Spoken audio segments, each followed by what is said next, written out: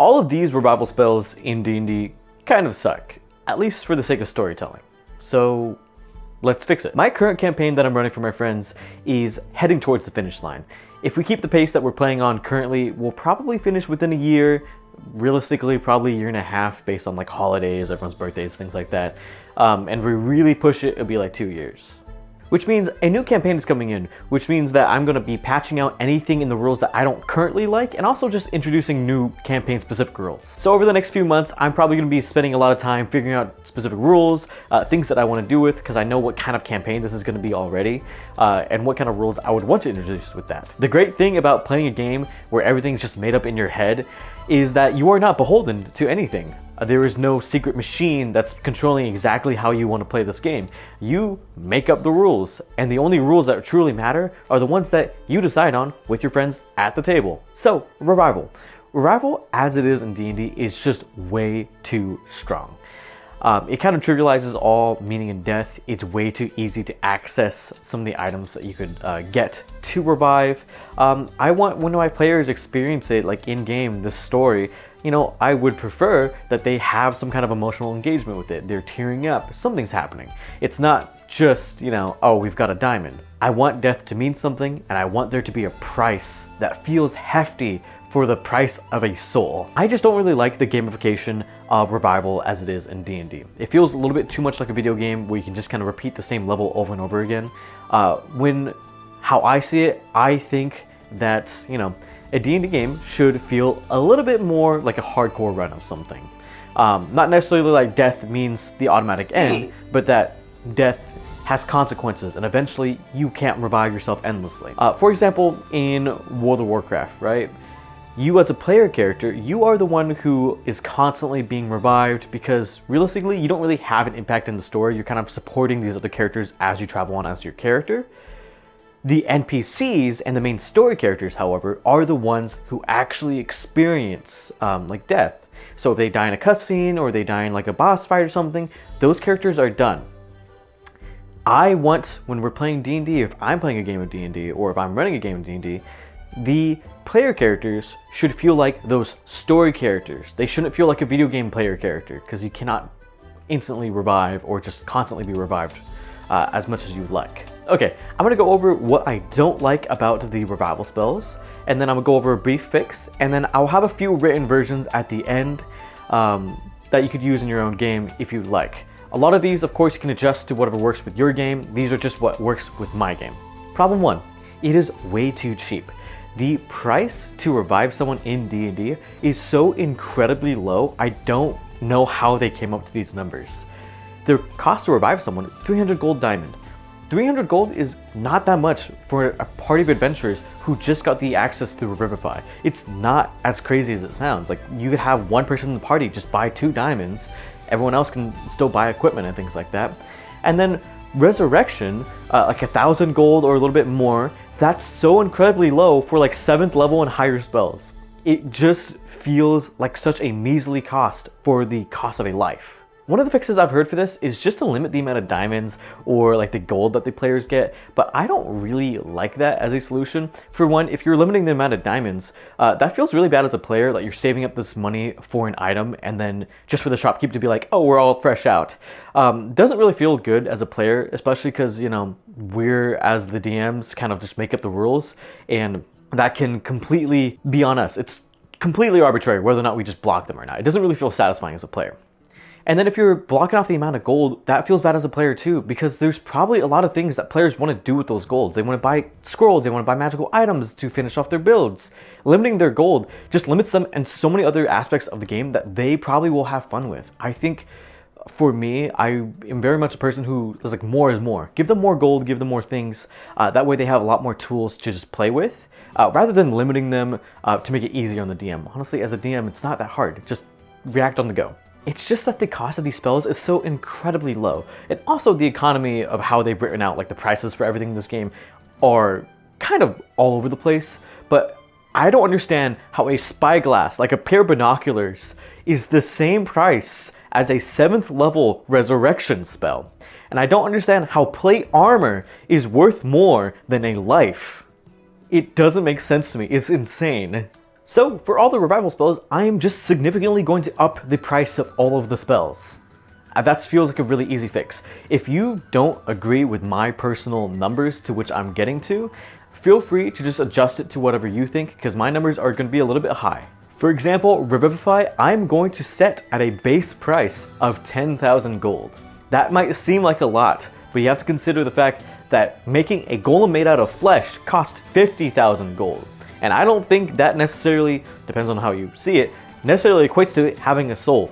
Again, if you don't like that number, you can of course lower it down. 10,000 might be a lot for your campaign or whatever you're doing. I think 10,000 feels right. My second problem with the Revival is that it's so incredibly easy to pull off.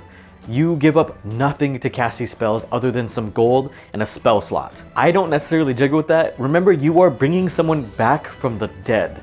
It should feel a little difficult. I think Critical Role has a pretty good solution for this that I incorporate with my Revival already. Essentially, whenever you attempt to do some kind of Revival spell, you have to make a ability check against a death DC. Every single character in the game starts off with a death DC of 10, and each time they die, that increases by 1, and each time a revival spell fails on them, it also increases by 1. So eventually, people can slowly become harder and harder to revive over time. Really cool touch. And then for like longer casting spells, you could invite other people in to do a little ritual with you. For example, you could have a bard who is playing a song to help lull the soul back to its body. So successes cause the DC to go down, and then if you fail those rolls, the DC goes up. That's a really fun touch that it can kind of bring the party together to help bring someone back. I just have a few small adjustments to this system based on how I personally interpret the spells and how I think the scenes should go on. I don't really like the idea that if you cast Revivify and you fail, that means you have to use a harder spell like Raise Dead or, Resurrection to then bring back that body. I don't really like that restriction of like not being able to cast multiple Revivifies if you'd like to. I kind of imagine Revivify as trying to jumpstart someone's heart like a defibrillator. So just using it multiple times, that's kind of what I imagine Revivify is like. And I've had those moments in my game where people fail Revivify. They don't have enough rerolls, so they use another diamond. They are just kind of like pumping that person's chest, trying to bring them up in desperation. And you don't get that if you just say, oh, you failed once, you can't do it again. The desperate clawing to keep someone alive is riveting. There's tension when someone goes down because people are afraid that they're going to lose a companion, NPC, another player character, or like a pet or something. They care so much about these things because I've done a few things to make death feel a little bit more meaningful. It's really fun to incite these emotions out of your players, and that makes you sound a little bit insane, but it's true. The third thing I don't like about Revival is kind of a combination of the two. It's a thing of cost and how easy it is. I think there should be some kind of physical repercussion for having casted these spells. You are bringing someone back from the dead. It shouldn't be so easy that you just pop them up with a spell slot, pop them up like that. There should be a little bit of a physical repercussion.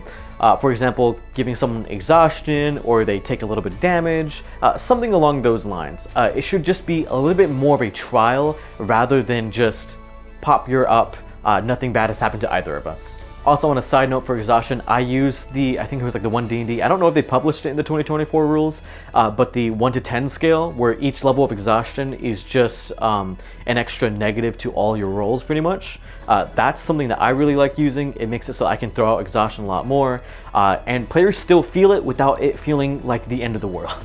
Adjusting all these spells will make them all feel so much more impactful. They feel like they're weighty, they're costly, and most of all, that they're meaningful. When death matters and revival is difficult, it makes those moments where you actually pull it off that much better. Okay, this is the part where I actually go over a few of the spells and I talk about what I want to change about them. So I'll have them on the screen and I'll probably scribble over the text or whatever. Okay, Revivify is mostly okay, minus the cost. So of course, just up that diamond to 10k. You can also switch out the diamond for anything that might be more important to you. Then the other thing that I would do is I want to make it so that Revivify hurts a little bit to use. Not so crazy because it's supposed to be a really fast spell, but I think that the caster should have to have an available hit dice and have to roll damage against themselves. So it's kind of like you were giving a bit of your life to revive someone else. Because again, remember, you were reviving someone. And then on top of that, I do think that it should be an action and bonus action. Like you have to give up your whole turn really to kind of bring someone back from the dead. I think it shouldn't be so quick that you can revive someone and then swig a potion, you know? I don't think that feels good. Making all those resources, even to like a smaller spell like Revivify, does make your revival, even in the midst of a fight, feel a lot more dramatic, and a lot of my players already kind of like how that works. I don't know if the wording quite makes sense for like a D&D game, but it makes sense for me, and it works for me, and my players understand it. Okay, Raise Dead. Raise Dead is pretty good, but I think that it can be a little bit more dramatic because reviving someone who has been dead for like a week should feel a little bit more difficult. Raise Dead, 5th level Necromancy, range of touch, casting time 1 day. Target a creature that has been dead no longer than 10 days. Components, VSM, diamonds worth 25 gold pieces. You attempt to return a dead creature you touch to life. If the creature is willing and at liberty to rejoin the body, you begin a ritual. Up to 3 willing creatures can join in on the ritual. Each participant can make an ability check to help lower the death DC. On a success, they can each lower the death DC by 3. On a failure, they increase the death DC by 1 for this ritual. You can make a check using your spellcasting ability against the target's death DC. On a success, the target is brought back to life, and both you and the target take levels of exhaustion equal to the amount of days the target had been dead. On a failure, the target's death DC increases by 2. So for that one, I did just want to make it so that, like, because it's such a difficult thing, the casting time should be more than 1 hour. You're taking the entire day to go and revive someone. I think that's just a little bit more, I don't know, impactful. Like you feel like you lose a lot more if someone goes down. And also, it kind of puts a time limit on you of you need to revive them sooner, because otherwise you take this massive amount of exhaustion because you're trying to bring them back sooner than later. And of course, I know I didn't list them out, but the same rules for, like, you know, you can't be missing a head, any limbs don't come back with this kind of revival. Those are also included in those rules, but the main changes are in there. Okay, Reincarnation, I don't really have much to say about this one. I actually don't like it as a spell. I think honestly you can keep like the components and everything the same. What I would change about Reincarnation though is I would personally make it so that it actually reincarnates a character. Like they don't come back with a new body.